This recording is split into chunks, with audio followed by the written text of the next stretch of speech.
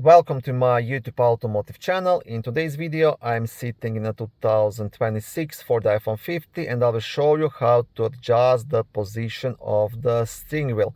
This video should apply to 14th generation of these vehicles made from 2021 all the way up to 2026.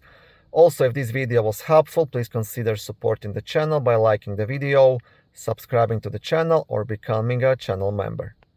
Now, if you look just under the steering wheel on the left side, you will see a small black lever. If you pull it all the way down, this will unlock the steering wheel.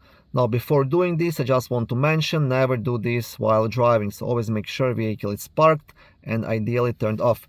So push it all the way down, and now you can see the steering wheel actually moves. You can adjust it to your liking. You can move it you can move it up or down, or inward and outward. I will try to record this as well here. So if I pull it towards myself, I can push it in. It's a brand new vehicle, so it goes a bit hard, but it goes. See, and once you're happy with the position, you will just push this lever all the way up. It will click and this should lock it in place. Now, before driving, always make sure the steering wheel is tight, so it's not loose and it's not moving anymore.